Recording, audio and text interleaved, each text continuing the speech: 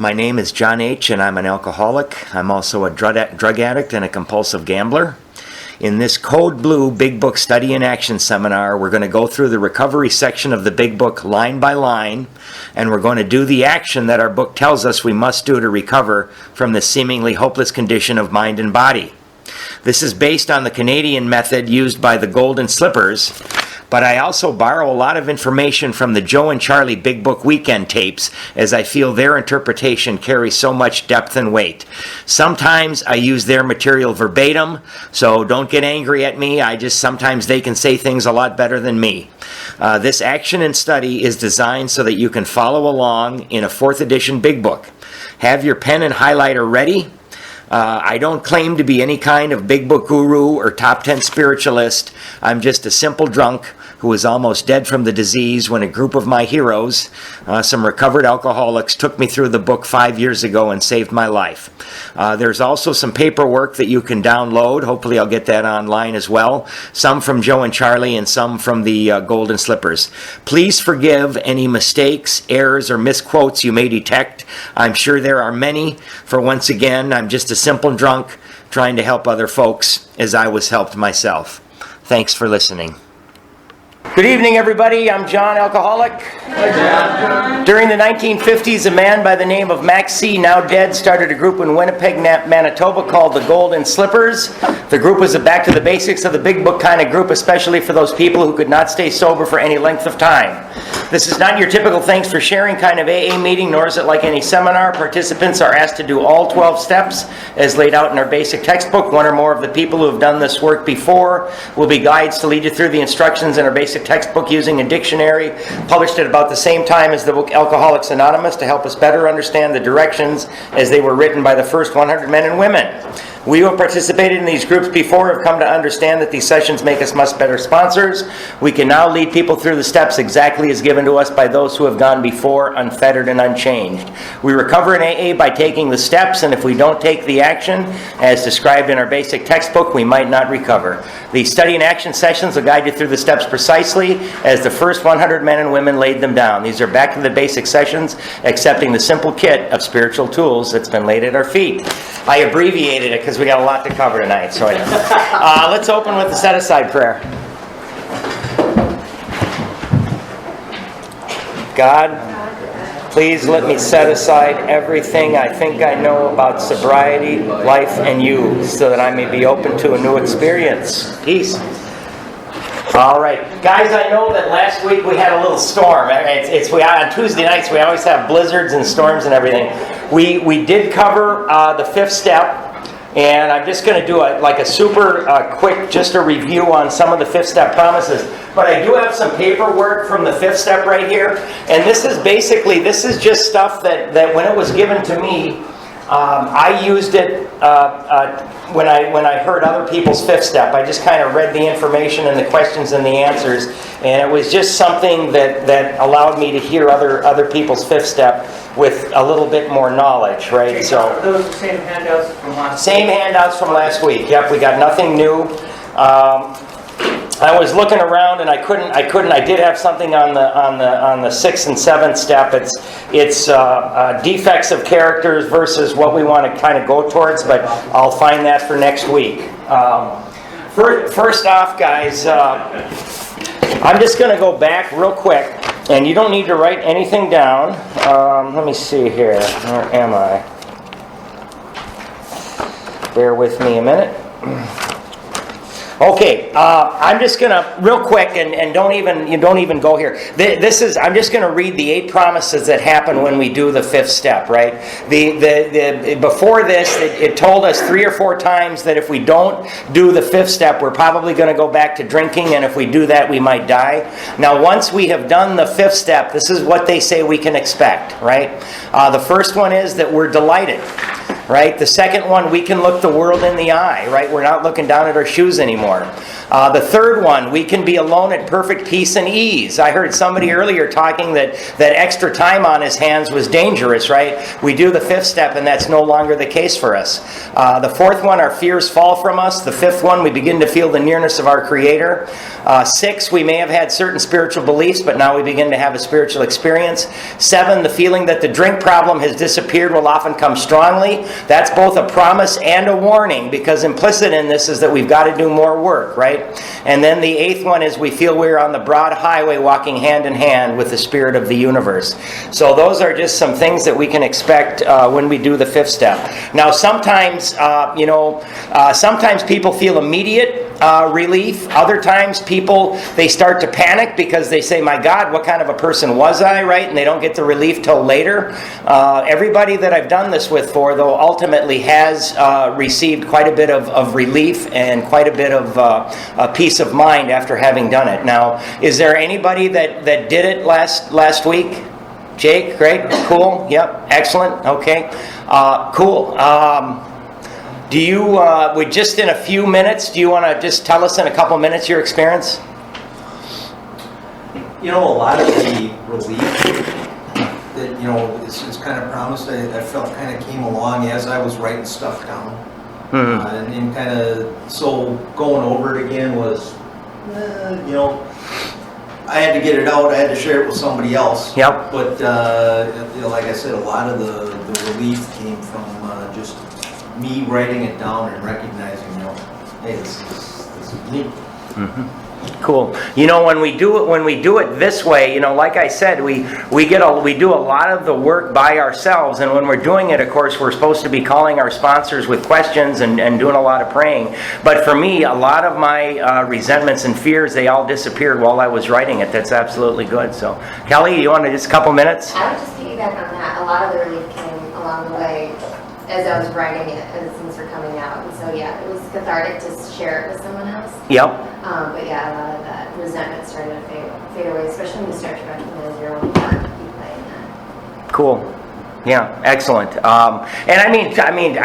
I just felt like a lot of relief because, it was like getting a big term paper out of the way. It's like, I'm done. I can move on. So, anybody else want to share briefly on it? I remember doing my first one a few years ago. Yeah. And after I did it, I didn't feel that much different. But then a few weeks down the road, I thought, I haven't thought about my past, and it kind of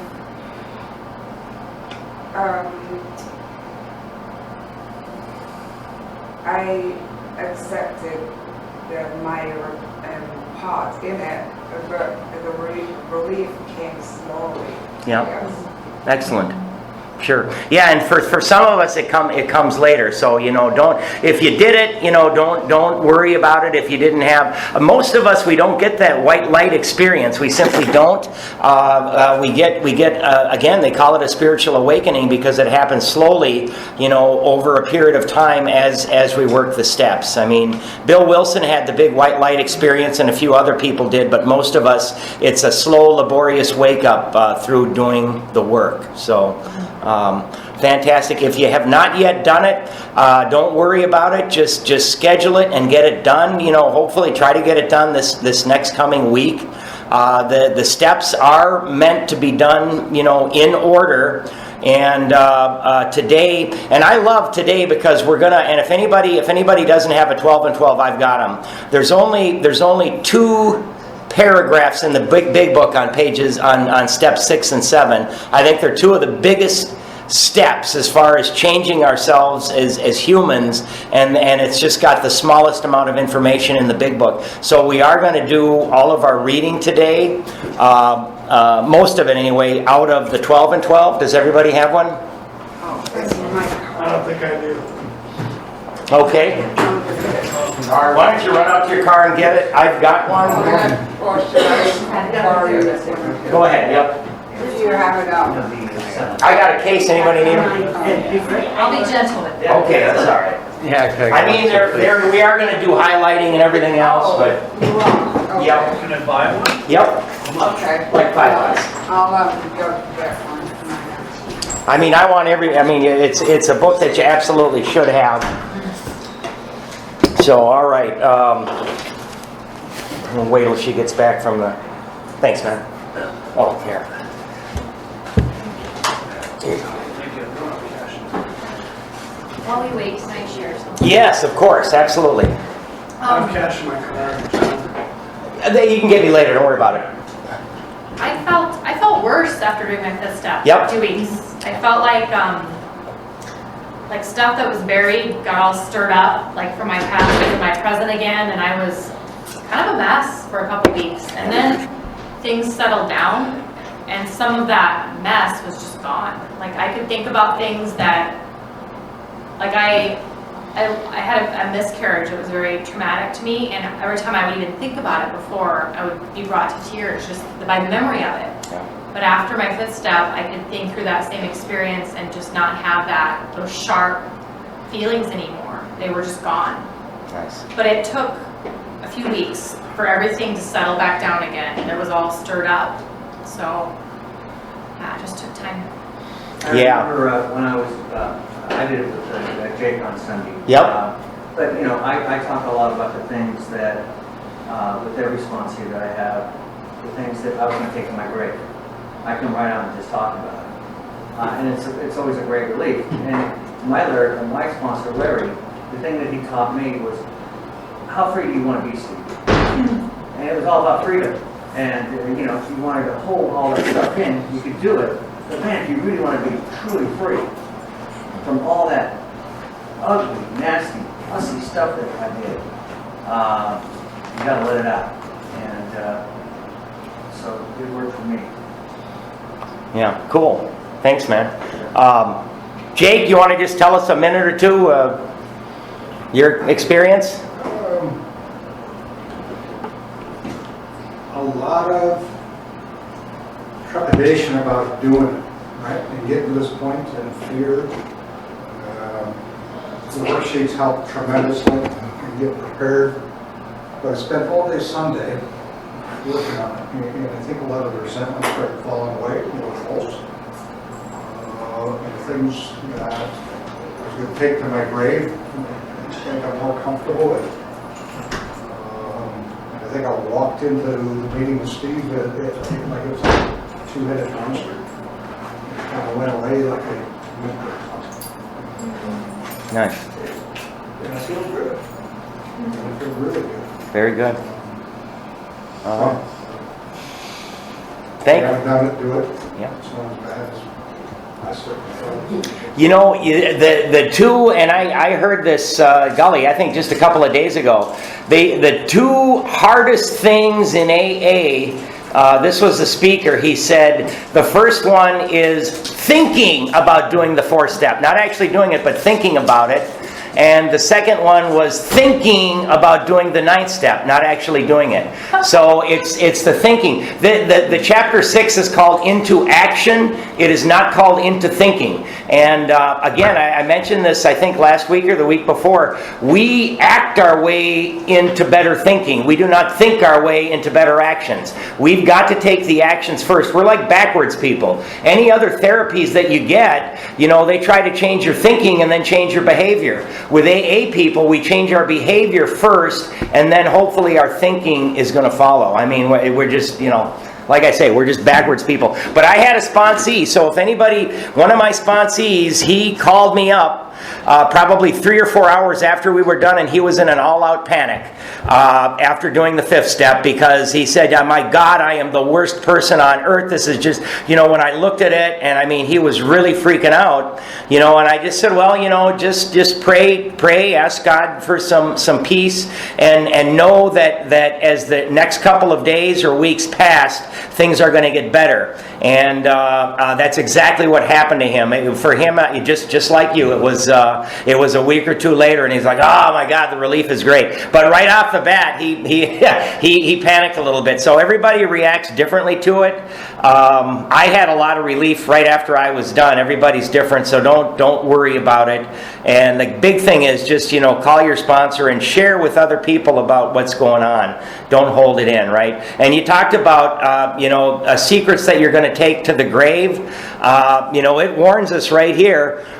People, invariably, they got drunk. We think the reason is that they never completed their house cleaning, right? They took inventory all right, but hung on to some of the worst items in stock. So we've got to let it all out. And I know some sponsors, they'll actually, because you're supposed to call your sponsor after that hour of sitting quietly, and then most sponsors are like, okay, what'd you forget to tell me, or what didn't you tell me, right? So just to give you a second chance. So, all right, guys, we're gonna move on. We are gonna do just a little bit. We're going to do just a little bit out of the big book.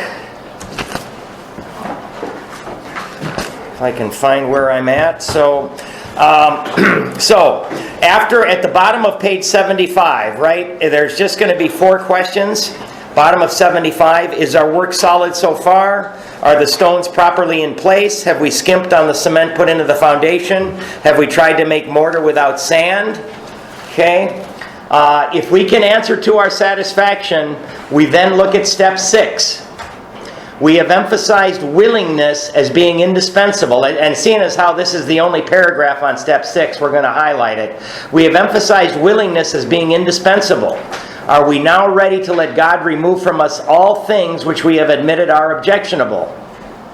Can He now take them all, every one? If we still cling to something we will not let go, underline, we ask God to help us be willing. Right? So next to that little sentence there, write 6-step prayer. Right? So the 6th step is getting ready, right, to have these defects removed from us. And we're going to hold off, and we're going to move over to the 12 and 12. So I might be going kind of fast because we've got a lot to read in the 12 and 12. And this is one of my favorite sessions doing this, because step 6 and 7 are steps we get to work on for the rest of our lives, right? I mean, I was joking with the fellows before this started. I had one of those days where everybody I ran into, I was judging them, and I was being impatient with them. And I was muttering to myself as I was berating them in my own mind. So a lot of my defects of character just came to the surface today all day long, and it's like I got here and it's like, thank God we're doing 6 and 7, because again, this is something that we get to work on for the rest of our lives. Excuse me. Yep. You say there's a lot of highlighting and stuff, but I haven't got my 12 and 12, so should I buy another one, or? You can have that one. Just go ahead. Everybody that's got one, don't even bother paying me. I got a couple cases of them. So I want everybody to highlight and write in this stuff, because this is very, very important stuff. Does everybody have highlighters? And We can put it in that. yeah, you go ahead and keep those. Okay, because we've got to write a lot of stuff too. There's a lot of stuff that I wrote down that I go back and I read when I look at this. So We can put extra in the basket. oh yeah, don't even worry about it. So let's go to the top of the page 63. Okay, so we're gonna write something right at the top of the page. After 5th step, get rid of isolation. Okay, after 5th step, get rid of isolation. Dependence upon God.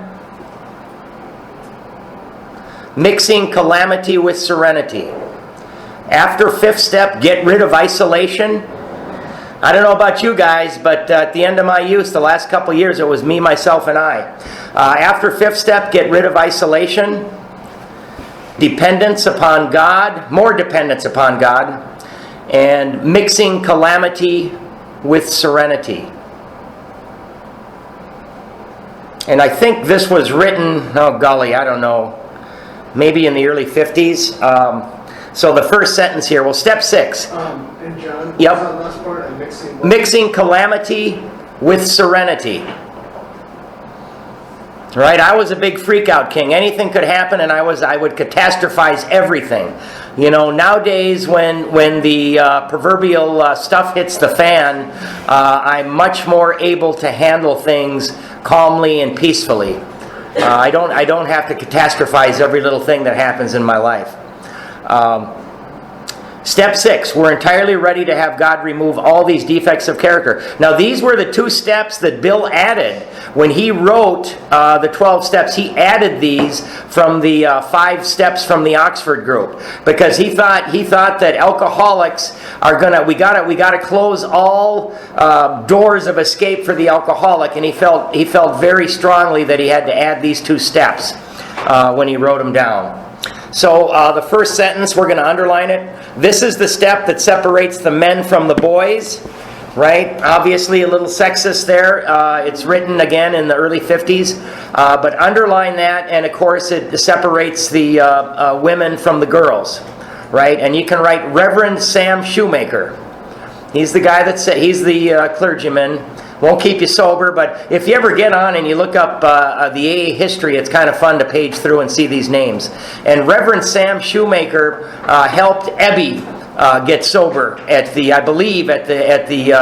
mission, Calvary Mission in New York. So this is the step that separates the men from the boys. So declares a well-loved clergyman who happens to be one of AA's greatest friends.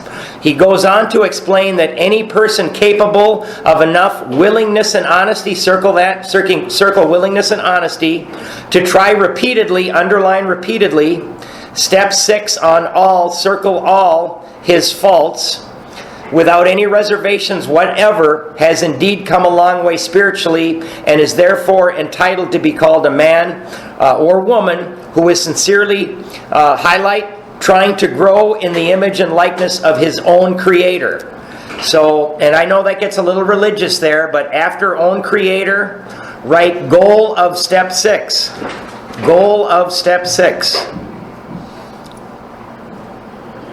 And I mean, the good thing is, because, you know, I struggle with this, and, you know, and all my defects of character, and then when I read this and it says to try repeatedly, it's like, oh, thank God, because I'm human and they keep cropping up, right? So this book tells me that's okay, because I'm human, so I'm going to have to try repeatedly, right, on all of my faults.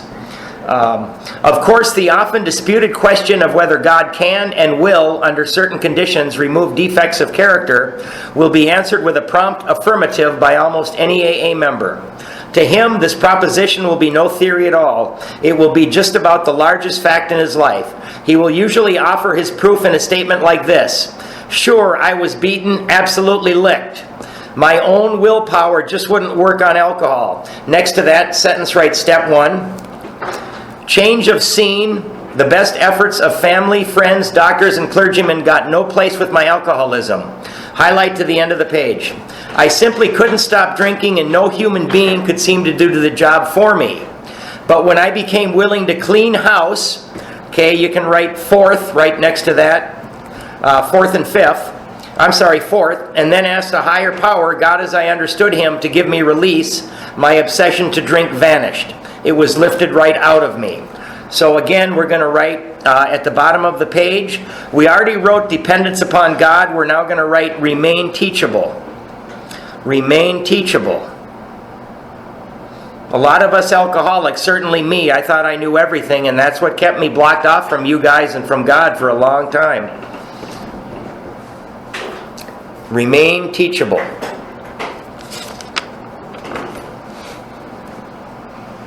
Okay, so in the next paragraph that I read, you're going to see the word release 3 times. Just circle that word as we go through. In AA meetings all over the world, statements just like this are heard daily.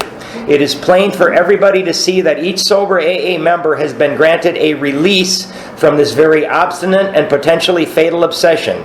So in a very complete and literal way, all AAs have become entirely ready to have God remove the mania for alcohol from their lives.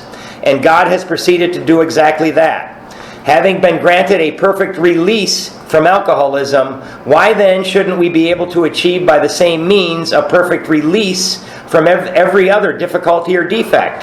This is a riddle of our existence, the full answer to which may be only in the mind of God. Nevertheless, at least a part of the answer to it is apparent to us. Okay, so next to that sentence, or next to where we have a couple of releases there, right? I'm sorry, by the first release, right next to that, right? Nothing to do with willpower. That's the first release. Nothing to do with willpower. And that was granted a release from this very obstinate and potentially fatal obsession, right? The obsession to drink. Nothing, our willpower, remember, that didn't work. Nothing to do with willpower. When men and women pour so much alcohol into themselves that they destroy their lives, they commit a most unnatural act.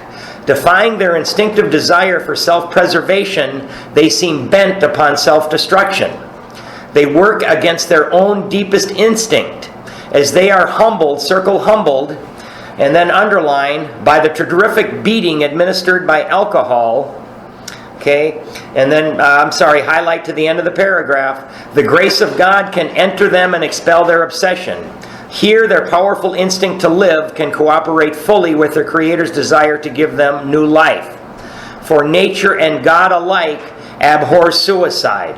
So, where it says terrific beating administered by alcohol, upon self-destruction, just write utter hopelessness next to those 3 lines. And if any of you guys ever considered suicide, if you didn't, no problem. But if you did, put a little asterisk next to God alike abhor suicide. I have a big asterisk next to that one because I considered it quite heavily in my last several years. But most of our other difficulties don't fall under such a category at all. Every normal person wants, for example, to eat, to reproduce, to be somebody in society of his fellows, and he wishes to be reasonably safe and secure as he tries to attain these things. Okay, so next to that paragraph, write 3rd column. Remember all that paperwork from the 4th step that we had? Those are our social instincts, those are our security instincts, and our sex instincts, right? That's the 3rd column, what he's talking about. Indeed, God made him that way. He did not design man to destroy himself by alcohol. Highlight, but he did give man instincts to help him stay alive. Okay? So those, if they're used properly, the basic instincts of life are God-given and we need them to survive. For some reason, we alcoholics seem to carry them to extremes. So somewhere near the bottom you can write natural ambitions. So 3rd column / natural ambitions. And again, that's all the paperwork we had on our 4th step. And then at the bottom of the page, write, I engage in self-destructive acts. Right? We do that not only with drinking with alcohol, but we do it in our relationships with others. We do it, maybe things that we do that are dishonest, right? That could threaten our freedom, if not our lives. I engage in self-destructive acts.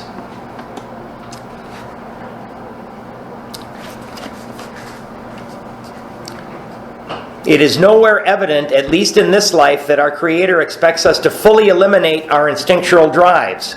So far as we know, it is nowhere on the record that God has completely removed from any human being all his natural drives. Again, after natural drives, write 3rd column. 3rd column. And you can go back and you can look at like your resentments and your fears and your harms, and you can see those little check marks that you made in the 3rd column, how these affect yourself. Since most of us are born with an abundance of natural desires, it isn't strange that we often let these far exceed, underline far exceed, their intended purpose. So where you underlined far exceed, write warped 3rd column.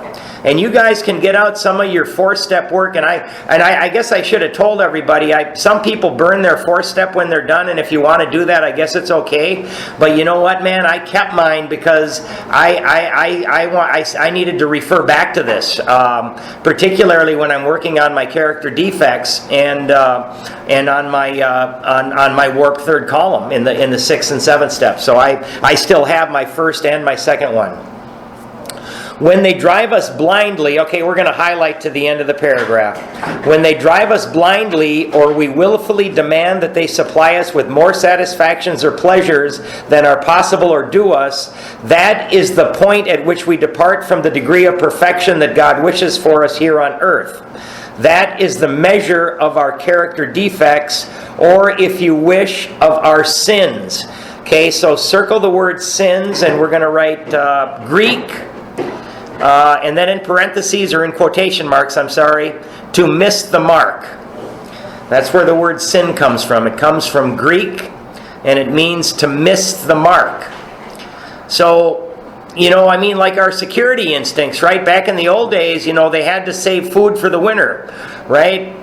Let's go forward, right? I need money to survive, and all of a sudden I'm stealing other people's commissions, right? So I'm going overboard and doing things that I don't need to do to make sure that I'm more secure and I have more than I really need, right? Just to give you a quick example. If we ask, God will certainly forgive our derelictions. But in no case does He render us white as snow and keep us that way without our cooperation. Okay, so we're going to have to do some work.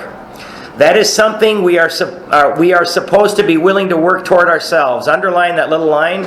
Supposed to be willing to work towards ourselves, and circle the word work. He asks only that we try as best we know how to make progress in the building of character.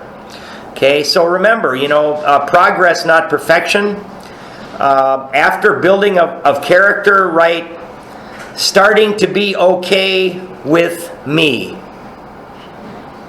A lot of us come in here with a lot of self-hatred. So, starting to be okay with me, right? I mean, some of us have really puffed up ideas. We think we're the greatest, we're better than everybody, and others of us think that we're worse than everybody. But in either case, we're both wrong, right? We just want to kind of figure out, what exactly are we, right? So step 6, we're entirely ready to have God remove all these defects of character, is AA's way of stating, highlight, the best possible attitude one can take in order to make a beginning on this lifetime job.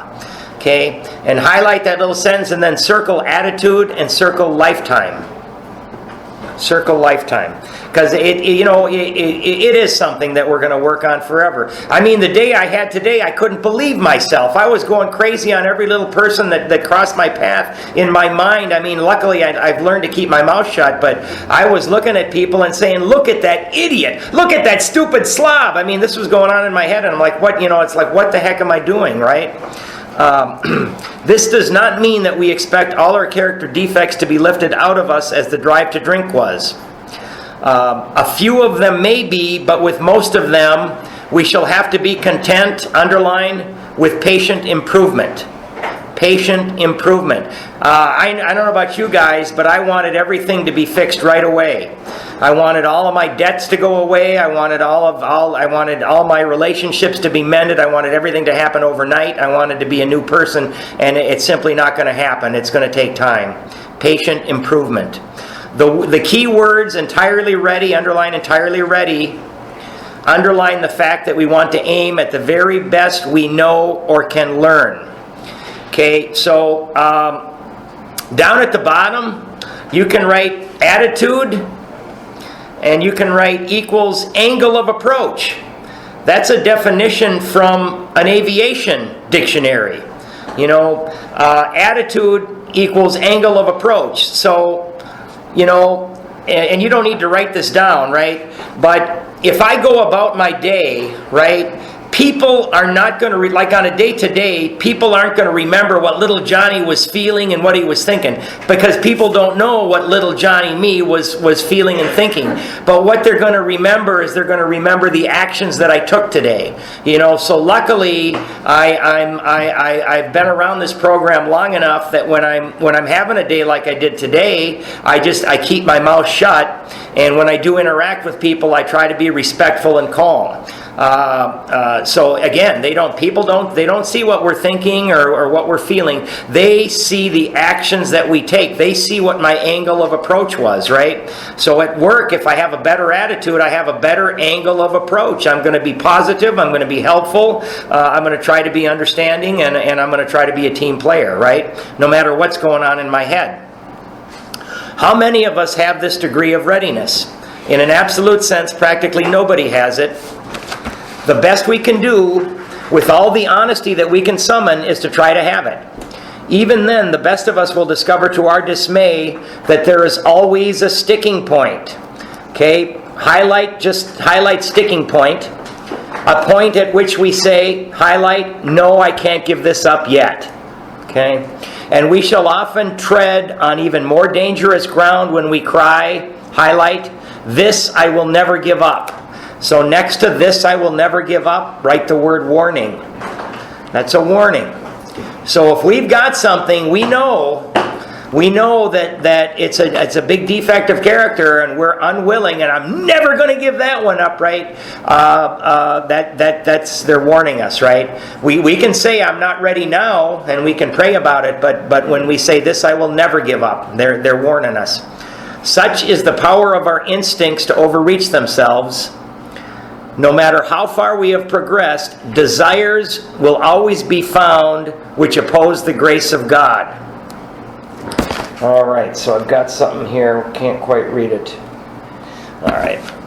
Some who feel they have done well may dispute this. So let's try to think it through a little further.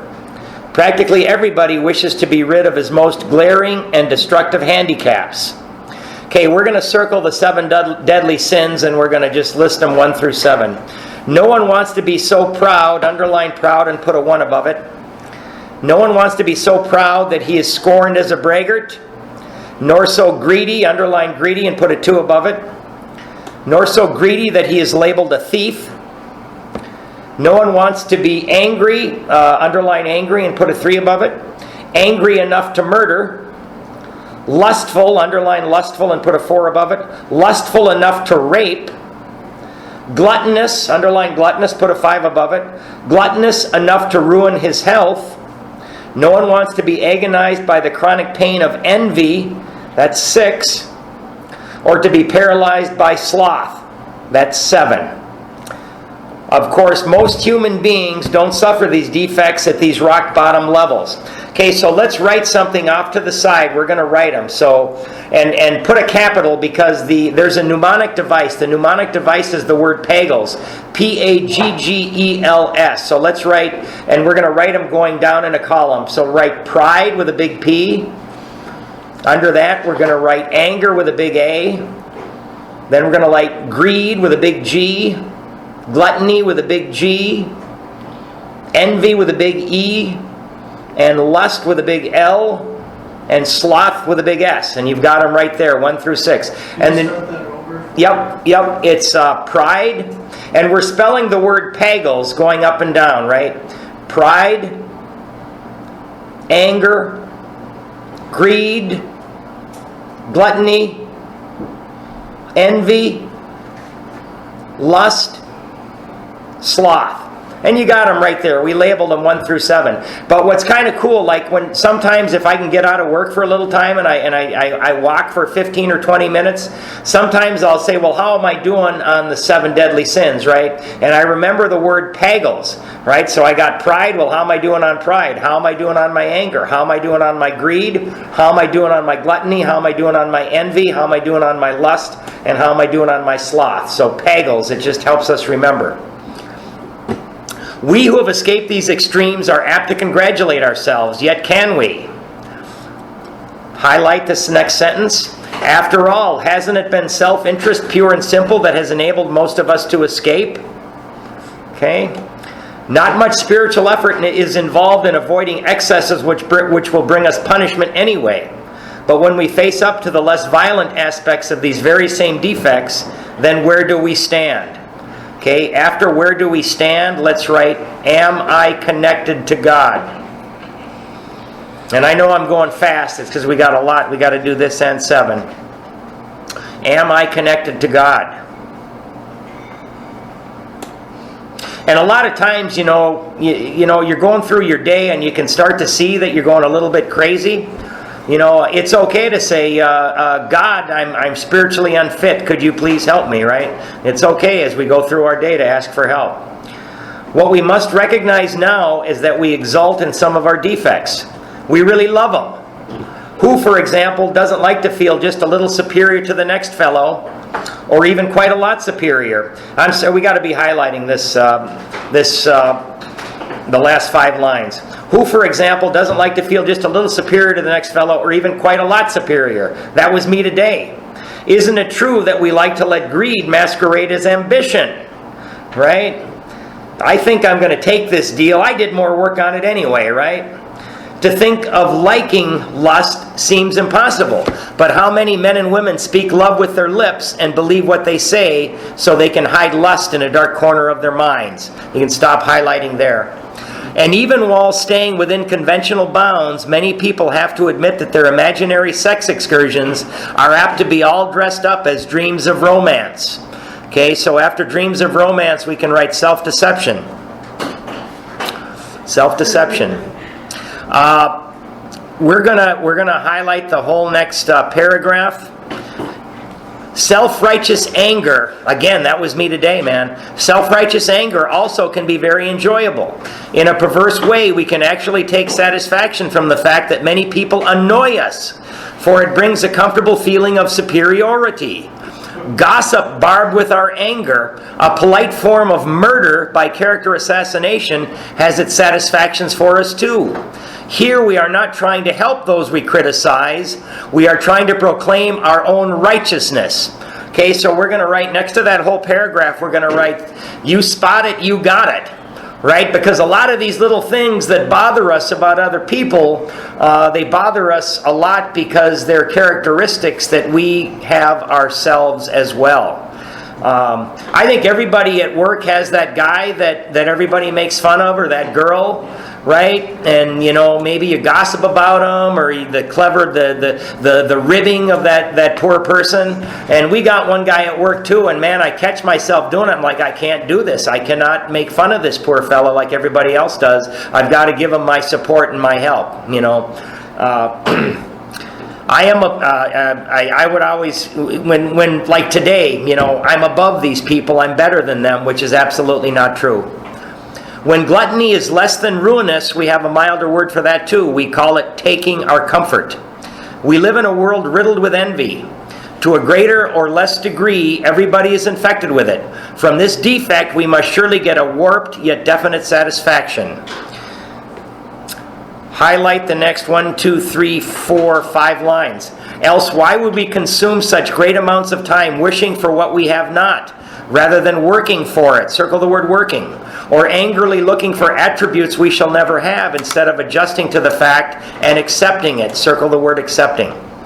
I mean, we had, I saw a bunch of people at work, you know, and I threw $5 in the pot too. Everybody bought that, not Powerball, but whatever the other one is, and they all were standing around talking about what they're going to do with their winnings, you know, for about an hour. I didn't participate in that, but I mean, it's, you know, I was out working and made a couple of big sales while everybody was standing around talking about what's going to happen when they win, right?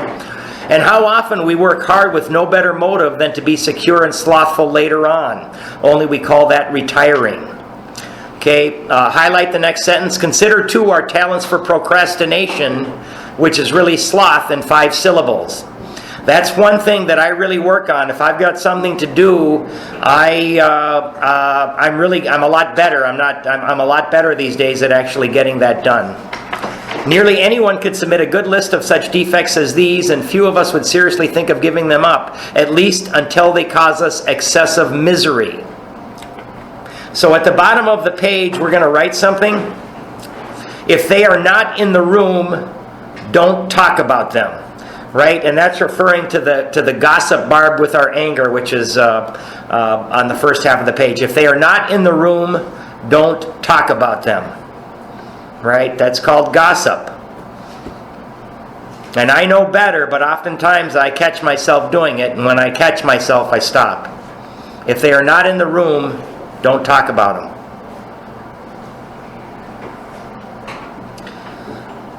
Some people, of course, may conclude that they are indeed ready to have all such defects taken from them. But even these people, if they construct a list of still milder defects, will be obliged to admit that they prefer to hang on to some of them. Therefore, it seems plain that few of us can quickly or easily become, underline, ready to aim at spiritual and moral perfection. Underline that, right? We want to settle for only as much perfection as will get us by in life, according, of course, to our various and sundry ideas of what will get us by. So the difference between the boys and the men, the girls and the women, underlined at the end of the paragraph, is the difference between striving for a self-determined objective and for the perfect objective, which is God. So right above that, where it says settle for only so much, you can, across from that, go up like 5 lines, right? Easier, softer way. Easier, softer way, right? To settle for only as much perfection as will get us by in life. Just do barely enough to get by, right? At work and in life. Easier, softer way. And after the perfect objective, which is God, at the end of the paragraph, write God in all my activities. God in all my activities. And that's really hard for me to do, but when I do ask God for help, I become a better person, I'll tell you that. God in all my activities. Many will at once ask, highlight the next 2 lines, how can we accept the entire implication of step 6? Why, that is perfection.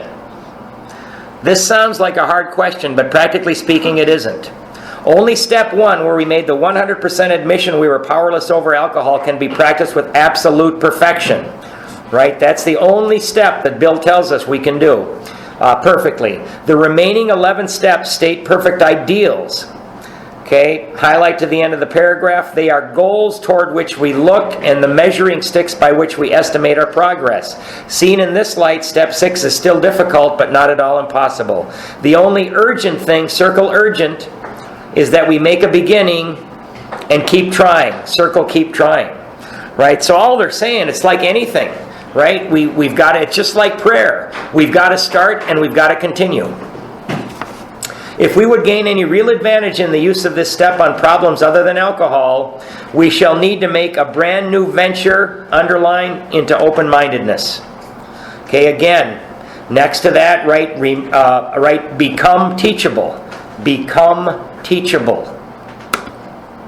We don't know anything anymore. That was a hard concept for me. We shall need to raise our eyes toward perfection and be ready to walk in that direction. It will seldom matter how haltingly we walk. Highlight, the only question will be, are we ready? Are we ready? Looking again at those defects we are still unwilling to give up, we ought to erase the hard and fast lines that we have drawn. Okay, so at the bottom of the page, we've got to write 2 things at the bottom of page 68. Okay, so the first thing we're going to write, at peace with your 5th step, question mark. At peace with your 5th step, question mark.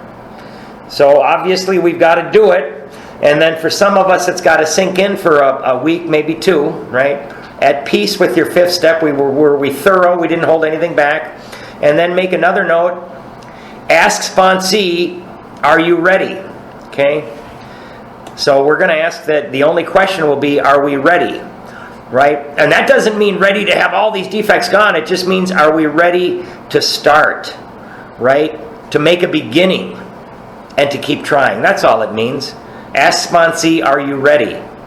Right? And I mean, you can, if you want, you can even draw a line up to urgent, make a beginning and keep trying. I mean, that's all they're talking about.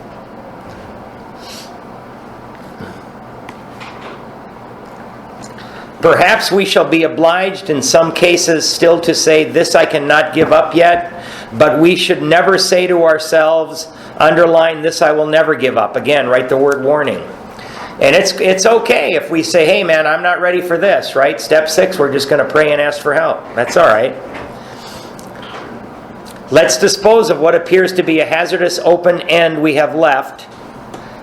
Highlight the next sentence. It is suggested that we ought to become entirely willing to aim toward perfection.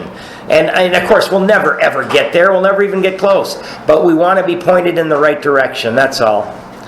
We note that some delay, however, might be pardoned. That word in the mind of a rationalizing alcoholic could certainly be giving a long-term meaning. He could say, how very easy, sure, I'll head toward perfection, but I'm certainly not going to hurry any. Maybe I can postpone dealing with some of my problems indefinitely. Underline, of course this won't do. Such a bluffing of oneself will have to go the way of many another pleasant rationalization.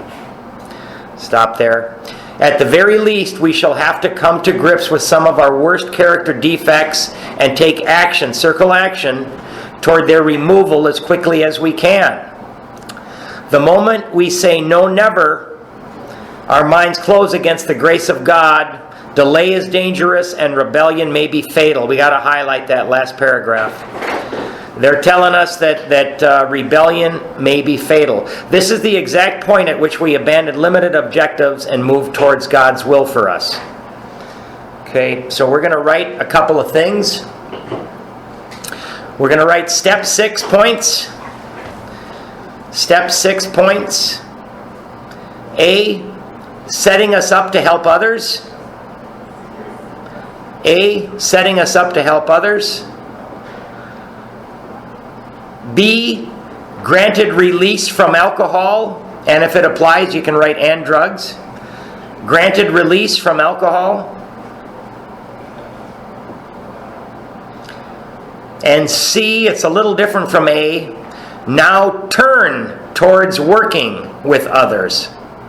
So we got A, setting us up to help others. Okay? And anybody can help other people, right? B, granted release from alcohol. And C, now turn towards working with others, right? As sponsees, right? Setting us up to help others, granted release from alcohol, now turn towards working with others. All right. Step 7. We're going to keep rolling through this. I know this is hard reading, guys. But you just kind of the stuff that we write and everything, you can kind of go back and just look at it. You can write humbly mentioned 35 times at the top of the page. That would be, I believe, in chapter 7. All right, we move on to chapter 7. Where are we? We're on page 70. Chapter 7, yep. So you can write humbly mentioned 35 times at in step 7. And then we're going to write DEF of humility, page 58. So definition of humility on page 58. We're going to go real quick and read it. So let's go to page 58. Let's go to the... You said 58? Yep, we're gonna skip back to page 58, which is step 5. We're going to go a third of the way down where it says another. Is everybody there? Okay, so you got another. Then we're going to go 1, 2, 3. We're going to go down 3 lines. Okay, and we're going to where it says 2. So we're going to highlight 3 lines. To those who have made progress in AA, it amounts to a clear recognition of what and who we really are, followed by a sincere attempt to become what we could be. So highlight that and write humility next to it. Where is that about? Page 58, Second paragraph. 4 lines from the second paragraph down.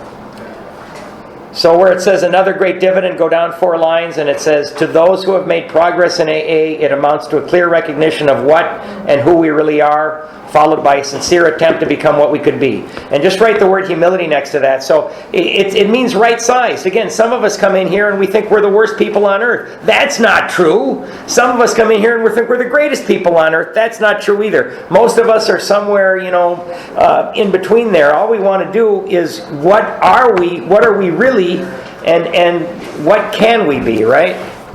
All right, so we're going to go back to step 7, and I'm going to be reading fast here. So page 70. Since this step so specifically concerns itself with humility, underline humility, we should pause here to consider what humility, underline humility, is and what the practice of it can mean to us.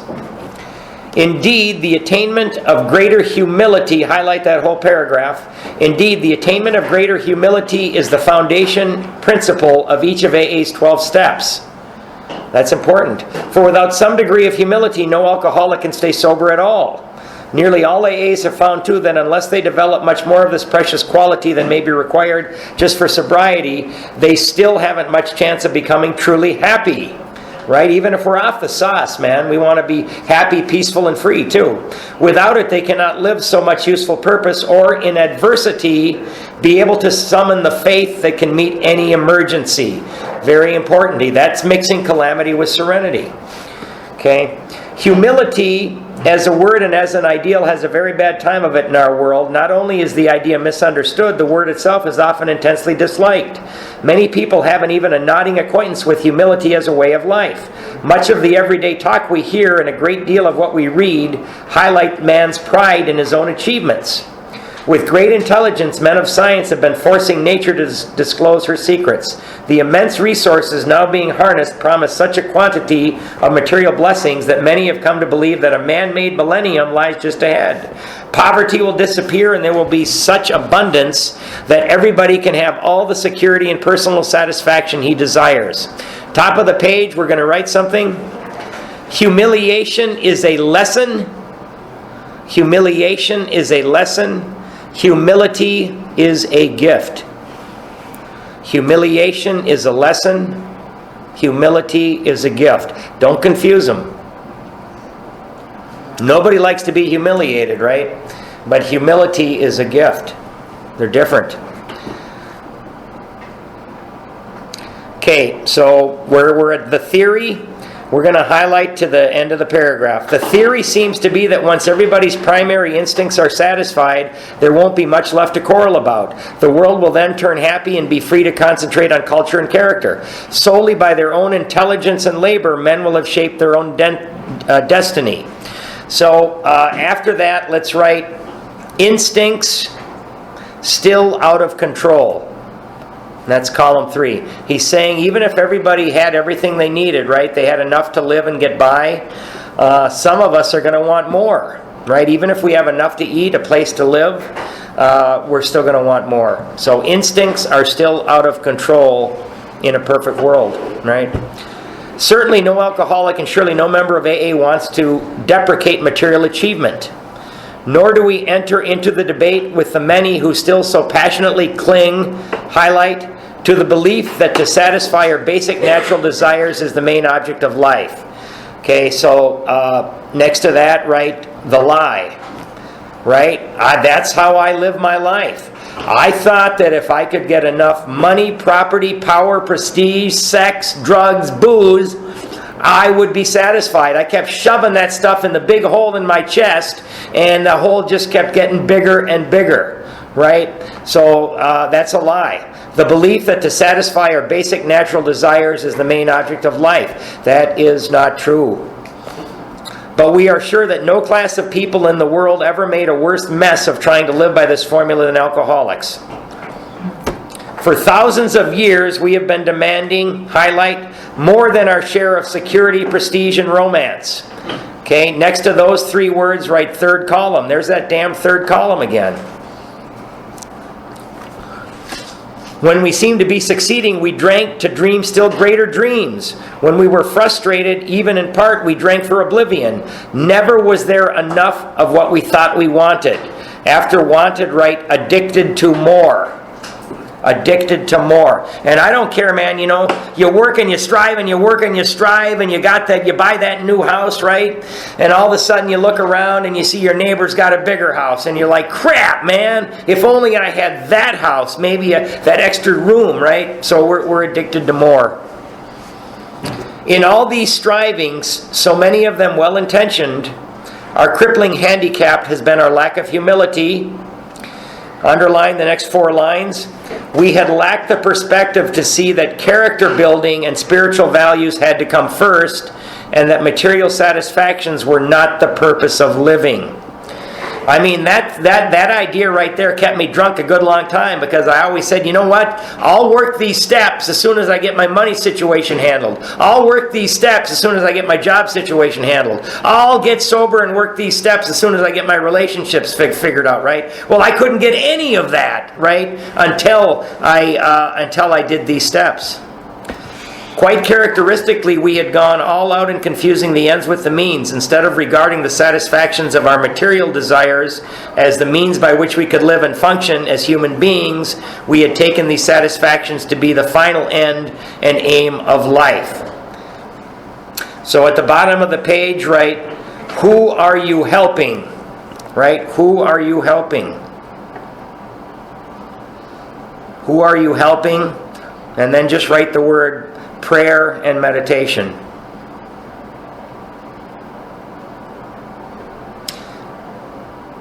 You know, I never had a purpose in my life. Never. That's why shoving all of these things in that big hole in my chest never worked for me.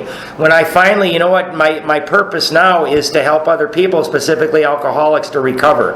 Now that I have that, and just being honest and trying, and trying to do the opposite of my character defects and trying to help other people, that hole in my chest is filled, right? True, most of us thought good character was desirable.